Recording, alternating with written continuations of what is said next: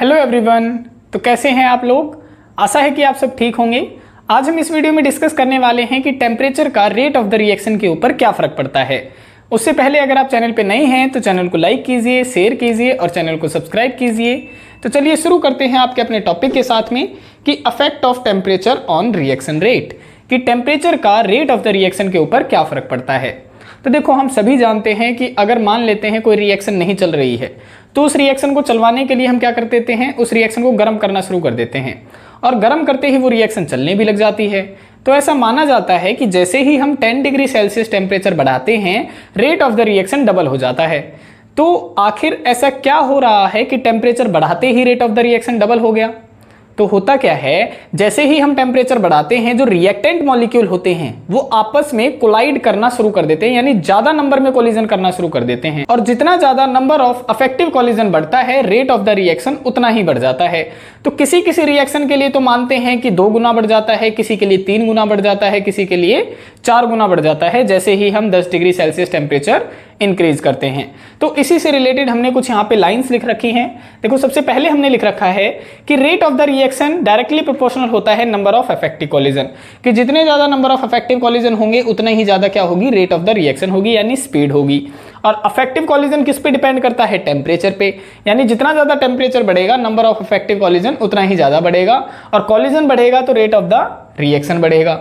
ठीक है, नेक्स्ट है the rate of the reaction increases. Rate of the reaction बढ़ता है with rise in temperature in almost all the reaction, यानी लगभग सभी रिएक्शन में जैसे ही टेम्परेचर बढ़ाते हैं आप रेट ऑफ द रिएक्शन बढ़ जाता है। नेक्स्ट पॉइंट में कह रहा है कि the rate doubles, rate double हो जाता है, स्पीड डबल हो जाती है with 10 degree rise in temperature in almost all the reaction, कि लगभग सभी रिएक्शन में जैसे ही 10 डिग्री सेल्सियस टेम्परेचर बढ़ाते हैं rate of the reaction double हो जाता है। फिर कहता है कि जो टेम्परेचर कॉफिशिएंट है वो हम 2 मान के चलते हैं।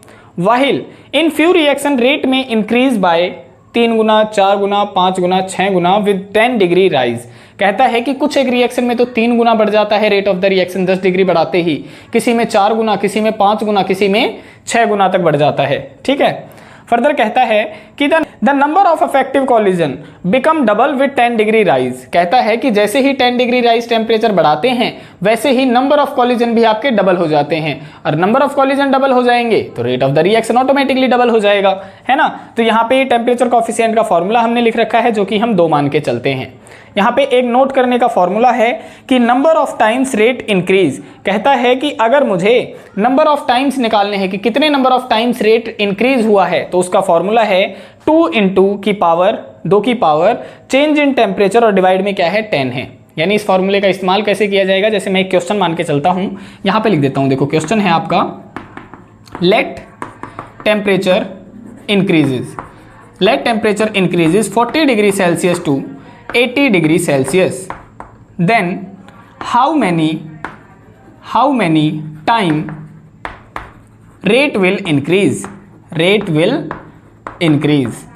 कहता है कि अगर मैं टेम्परेचर 40 डिग्री सेल्सियस से 80 डिग्री सेल्सियस बढ़ा देता हूं तो how many time rate will increase, तो रेट कितने टाइम तक इंक्रीज होगा, ये बात वो पूछता है। तो सबसे पहले मुझे क्या निकालना पड़ेगा, चेंज इन टेम्परेचर निकालना पड़ेगा। और चेंज इन टेम्परेचर कैसे निकालते हैं, हम निकालते हैं T2 माइनस T1। और T2 कितना है, यहाँ पे 80 डिग्री बाद में हो रहा है, पहले 40 डिग्री है, तो 80 माइनस 40 तो कितना आ गया, डेल टी की वैल्यू आ गई 40 डिग्री सेल्सियस। ये तो डेल टी की वैल्यू आ गई।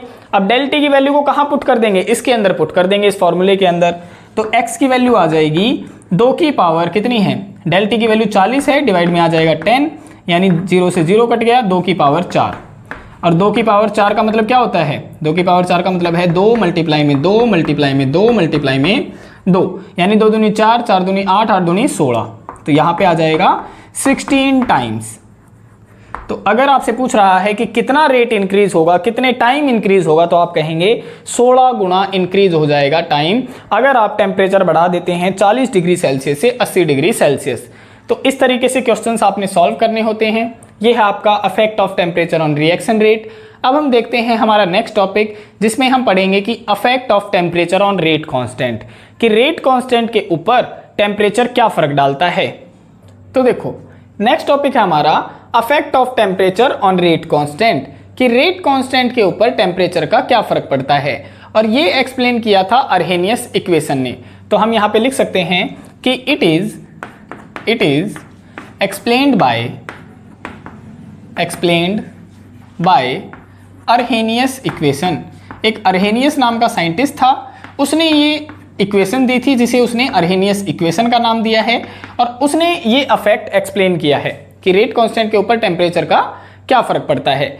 तो उसने जो इक्वेशन दी थी वो ये थी भाई, K इज इक्वल टू ए ई की power minus E A upon में आर टी, जहाँ पे K क्या होता है, K हमारा रेट कांस्टेंट होता है, रेट कांस्टेंट। A जो होता है वो फ्रीक्वेंसी फैक्टर कह सकते हैं आप इसे, या फिर अर्हेनियस फैक्टर आप इसे कह सकते हैं। A होता है हमारा अर्हेनियस फैक्टर, अर्हेनियस फैक्टर। नेक्स्ट जो है EA की मतलब होता है हमारा एक्टिवेशन एनर्जी। EA होती है हमारी एक्टिवेशन एनर्जी, एक्टिवेशन एनर्जी। और जो R होता है गैस कांस्टेंट, जिसकी वैल्यू होती है 8.314 जूल पर केल्विन पर मोल। यानी R की क्या है हमारे पास में, R है गैस कांस्टेंट, गैस कांस्टेंट, और इसकी वैल्यू है 8.314 जूल पर केल्विन पर मोल। नेक्स्ट है टेम्परेचर। T क्या होता है, टेम्परेचर। तो T है हमारे पास में टेम्परेचर। अब वो क्या करता है यहाँ पे, इसका अफेक्ट एक्सप्लेन करने के लिए इसको थोड़ा डिराइव करता है, आगे की तरफ लेके चलता है। तो हम इसको इक्वेशन नंबर 1 नाम मान लेते हैं, और क्या करते हैं, इसके तरफ नेचुरल लॉगरिथम अप्लाई कर देते हैं इक्वेशन 1 पे। तो लिख लो यहाँ पे कि apply ln on both side, ln on both side, कि नेचुरल लॉगरिथम हम ले लेते हैं दोनों साइड। तो जैसे ही हम नेचुरल लॉगरिथम लेंगे, यहाँ पे क्या लग जाएगा, ln k लग जाएगा। ये लग गया ln k is equal to, देखो ये मल्टीप्लाई में है, तो मल्टीप्लाई पे जब लगता है तो प्लस हो जाती है, तो यहाँ पे जब लगेगा तो ये बन जाएगा ln a प्लस में ln e की power minus E A upon में आर टी। देखो ये दोनों मल्टीप्लाई में थे, a और e, तो मल्टीप्लाई में जब ln लगता है, नेचुरल लॉगरिथम लगता है, तो वो चीज़ें प्लस हो जाती हैं, तो हमने यहाँ पे प्लस में लिख दिया। अब देखो यहाँ पे जब ये नेचुरल लॉगरिथम लगा है, तो जब भी कोई चीज़ पावर में होती है वो पावर आगे की तरफ आ जाती है, तो इसे आगे की तरफ ले आते हैं। देखो ln k is equal to ln a minus E A upon में आर टी, और ये हो गया ln e। और हमें पता है ln e की वैल्यू कितनी होती है, 1 होती है, तो इसका मतलब है ln e की वैल्यू 1 हो गई, तो इसे काट दिया हमने। बचा क्या, ln k is equal to ln a minus E A upon में आर टी। फर्दर हमें पता है कि जो ln की वैल्यू होती है, यहाँ पे हम लिख लेते हैं कि जो ln की वैल्यू होती है वो होती है 2.303 लॉग के बराबर। तो इसकी वैल्यू यहाँ पे पुट कर देते हैं इसकी जगह पे, तो देखो इसको लिख सकते हैं 2.303 log of k is equal to 2.303 log of a minus E A upon में आर टी। ये हो गया। अब हम क्या कर देते हैं, डिवाइड कर देते हैं 2.303 से दोनों तरफ, तो यहाँ पे लिख लेते हैं divide by 2.303 on both side. जैसे ही हम डिवाइड करते हैं क्या बचेगा हमारे पास में, देखो यहाँ पे डिवाइड करेंगे तो इससे तो ये कट जाएगा, तो बचेगा क्या, केवल लॉग k बच जाएगा। Log k is equal to, यहाँ पे डिवाइड करेंगे तो देखो ये भी कट जाएगा, बचेगा क्या, लॉग ऑफ a बच जाएगा, log of a minus E A upon में आर टी पहले से ही था, और डिवाइड में क्या आ जाएगा 2.303 आ जाएगा। तो देखो ई ए अपोन में 2.303 आर टी, ये आ गई हमारे पास में इक्वेशन, जो कि किसकी इक्वेशन है, अर्हेनियस इक्वेशन है। लेकिन अभी भी हमने यहाँ पे टेम्परेचर के ऊपर फैक्टर इफेक्टिंग नहीं बताई है, लेकिन उससे पहले हम क्या करेंगे, उससे पहले हम इसका ग्राफ बनाएंगे, ठीक है। तो अब हमारा इसी के अंदर टॉपिक है कि सिग्निफिकेंस ऑफ अर्हेनियस इक्वेशन क्या होती है। तो देखो नेक्स्ट टॉपिक है हमारा सिग्निफिकेंस ऑफ अर्हेनियस इक्वेशन। इसमें हम क्या करेंगे, ये जो हमारी इक्वेशन आई है निकल के, इसको हम इक्वेशन नंबर 2 का नाम दे देते हैं, और ये जो इक्वेशन आई है इसका हम ग्राफ ड्रॉ करेंगे, वही है सिग्निफिकेंस ऑफ अर्हेनियस इक्वेशन। तो यहाँ पे हम क्या करते हैं, कंपेयर कर लेते हैं इक्वेशन 2 को y is equal to m x plus c के साथ में। तो यहाँ पे हम लिखते हैं कि compare equation 2 with y is equal to m x plus c. इसके साथ में कंपेयर कर लेते हैं। तो कंपेयर करने के बाद में मुझे क्या पता चलेगा, जो m है, m क्या होती है, स्लोप होती है। स्लोप यहाँ पे क्या दिखाई देगी आपको, ये वाली टर्म दिखाई देगी स्लोप, ये वाली, ये EA माइनस में, ये माइनस साथ में आएगा भाई, ठीक है, माइनस EA अपॉन में 2.303 R, सिर्फ R वाली, ये क्या है, ये है स्लोप। तो यहाँ पे लिख देते हैं माइनस EA अपॉन में 2.303 R, ये तो है स्लोप। और C क्या है, C है इंटरसेप्ट। इंटरसेप्ट क्या है यहाँ पे, log A है इंटरसेप्ट, यानी प्लस में है। और log K क्या है, log K आ जाएगा y एक्सिस पे, ये क्या आ जाएगा, y एक्सिस पे आ जाएगा log K। और x एक्सिस पे क्या आ जाएगा, x एक्सिस पे आ जाएगा 1/t, ये x एक्सिस पे आ जाएगा, x एक्सिस पे, ठीक है, ये y एक्सिस पे आ जाएगा। और log A क्या है, ये है इंटरसेप्ट यानी C है। तो ग्राफ बनाने के लिए हम क्या करेंगे, इस तरीके से हम ड्रा कर लेंगे, ये हमने ड्रॉ कर लिया। y एक्सिस पे क्या आ जाएगा, log K है, तो यहाँ पे log K लिख दिया हमने। और यहाँ पे x एक्सिस पे क्या आ जाएगा, 1/t आ जाएगा, तो ये 1/t लिख दिया हमने। अब देखो इंटरसेप्ट किस में है, पॉजिटिव के अंदर है, वैल्यू तो पॉजिटिव के अंदर है, तो पॉजिटिव का मतलब है कि इस लाइन पे कहीं ऊपर सी है ये पॉइंट, तो हमने यहाँ पे मान लिया। और स्लोप देखो, स्लोप किसके अंदर है, नेगेटिव के अंदर है, और नेगेटिव के अंदर है तो ये स्लोप डाउनवर्ड की तरफ जाएगा। तो ये बन गया m is equal to minus EA upon में 2.303 R, ये है सिग्निफिकेंस ऑफ अर्हेनियस इक्वेशन। अब हम देखेंगे दो टेम्परेचर के लिए रेट कांस्टेंट की वैल्यू किस तरीके से चेंज होती है। देखो टॉपिक है हमारा calculation of affect of temperature change on rate constant, कि जैसे जैसे हम टेम्परेचर का चेंज करेंगे रेट कांस्टेंट के ऊपर क्या फर्क पड़ेगा। तो अभी अभी हमने अर्हेनियस इक्वेशन पढ़ी है, तो हम यहाँ पे लिख लेते हैं एज वी नो दैट, जैसा कि हमें पता है, एज वी नो दैट, हमें क्या पता है, हमने अभी अभी रिलेशन देखी थी कि log of k is equal to log of a minus EA upon में 2.303 RT, ये वाली वैल्यू हमने देखी थी। अब हम टेम्परेचर के चेंज कर रहे हैं, तो हम दो टेम्परेचर लेके चलेंगे। तो हम यहाँ पे लिख लेते हैं कि एट टेम्परेचर T1, यानी T1 टेम्परेचर के ऊपर जो रेट कांस्टेंट की वैल्यू हो जाएगी वो क्या हो जाएगी, K1 हो जाएगी। और एट टेम्परेचर T2 टेम्परेचर के ऊपर जो रेट कांस्टेंट की वैल्यू है वो कितनी हो जाएगी, K2 हो जाएगी। तो पहले हम T1 टेम्परेचर के लिए लिख रहे हैं, तो T1 टेम्परेचर के लिए क्या हो जाएगा, देखो log of K1 is equal to log of A minus EA upon में 2.303 और R यहाँ पे आ जाएगा T1, देखो T1 आ गया, ठीक है। फर्दर क्या है, K2 के लिए देख रहे हैं, यानी T2 टेम्परेचर के ऊपर देख रहे हैं, तो ये क्या आ जाएगा, देखो log of K2 is equal to log of A minus EA upon में 2.303 RT2, ये हो गया। इसको इक्वेशन नंबर नाम दे देते हैं हम 1 दे देते हैं, और इसको नाम दे देते हैं 2, और क्या कर देते हैं, दो में से इक्वेशन नंबर 1 घटा देते हैं, यानी दूसरी इक्वेशन में से हम किसको घटा देते हैं, एक इक्वेशन को घटा देते हैं। तो जब ये करेंगे तो देखो यहाँ पे जो साइन है वो चेंज हो जाएंगे एक इक्वेशन वाले, क्योंकि माइनस कर रहे हैं, तो यहाँ पे ये माइनस का बन जाएगा, ये भी माइनस का बन जाएगा, और ये बन जाएगा प्लस का, ये हो जाएगा, ये सिंपल चेंज हो जाएगा। अब देखो ये चेंज कैसे होगा, जैसे ही हम इसे सब्सट्रैक्ट कर रहे हैं, तो देखो log K2 में से क्या घट जाएगा, log K1 घट जाएगा, तो यहाँ पे लिख देते हैं log K2 minus log K1 हो जाएगा इज इक्वल टू, ये वाला तो as it is cancel out हो जाएगा क्योंकि सेम है।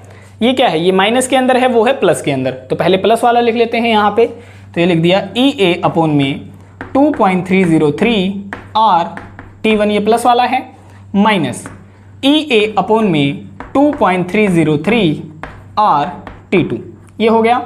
अब हमने एक फॉर्मूला पढ़ा था, देखो अगर आपको याद हो तो, फॉर्मूला क्या पढ़ा था कि log ऑफ A अपॉन में B किसके बराबर होता है, ये बराबर होता है log of A minus log of B के बराबर होता है। तो यहाँ पे देखो ये किस टर्म में है, log of A minus B की फॉर्म में है, तो हम इसे लिख सकते हैं log ऑफ A अपॉन में B की फॉर्म में। तो लिख लो यहाँ पे, देखो यहाँ पे लिख लेते हैं, जगह थोड़ी खाली है यहाँ पे, इधर लिख लेते हैं। तो क्या हो जाएगा, ये बन जाएगा log ऑफ K2 डिवाइड में K1 इज इक्वल टू, यहाँ पे देखो कॉमन क्या दिख रहा है, कॉमन दिख रहा है EA अपॉन में 2.303 R, ये कॉमन दिख रहा है, तो इसे कॉमन ले लेते हैं, EA अपॉन में 2.303 R, और डिवाइड में क्या आ जाएगा, 1/T1 minus 1/T2, 1/T1 minus 1/T2। और यहाँ पे अगर आप एलसीएम लेना चाहते हैं तो एलसीएम भी ले सकते हैं, अदरवाइज ये हमारी इक्वेशन बन जाती है, ठीक है। तो इसका अगर मैं एलसीएम लेना चाहूं तो यहाँ पे देखो एक और नई इक्वेशन बन जाएगी, इधर लिख लेते हैं। इक्वेशन क्या बनेगी देखो, log ऑफ K2 अपॉन में K1 is equal to EA upon में 2.303 और यहाँ पे एलसीएम क्या आ जाएगा, एलसीएम आ जाएगा T1 T2, ये एलसीएम आ जाएगा। और यहाँ पे देखो इससे तो ये कट जाएगा तो ऊपर बचेगा T2 माइनस T1। तो एक रिलेशन हमारी ये आ सकती है। तो ये है हमारे टेम्परेचर अगर हम चेंज करते हैं तो रेट कांस्टेंट के ऊपर क्या फर्क पड़ता है। उन केसेस में जो न्यूमेरिकल आते हैं उनमें हम ये वाले फॉर्मूले इस्तेमाल करते हैं।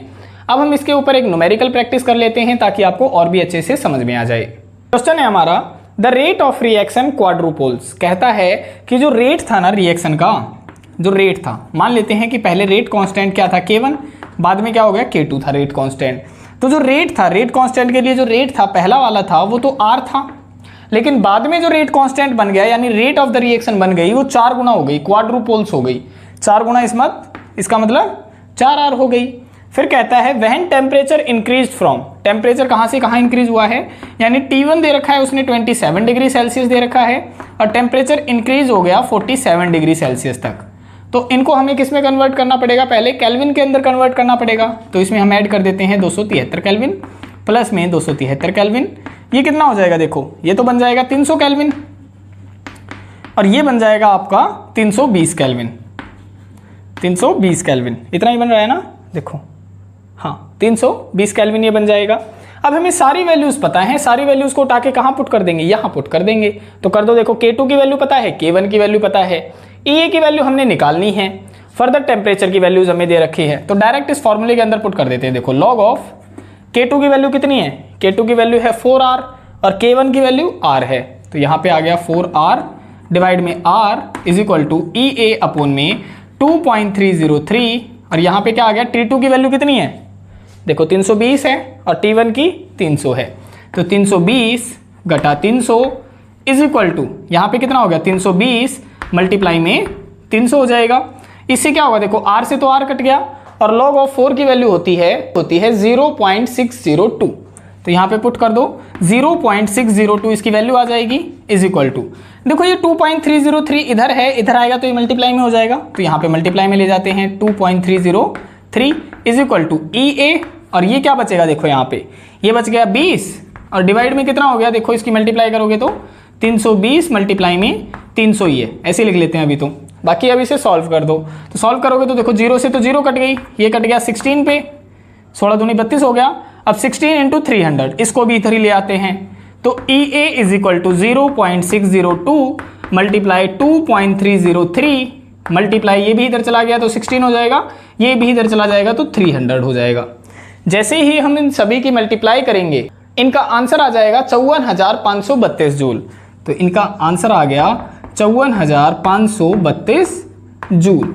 तो ये आ गई आपकी एक्टिवेशन एनर्जी। और यही क्वेश्चन के अंदर पूछा था कि the rate of the reaction quadruple, ये 4 गुना हो रहा है, तो when temperature increase from this to this then calculate activation energy. क्या पूछी थी उसने, एक्टिवेशन एनर्जी ही हमसे पूछी थी, ये हमने लिखना भूल गए थे।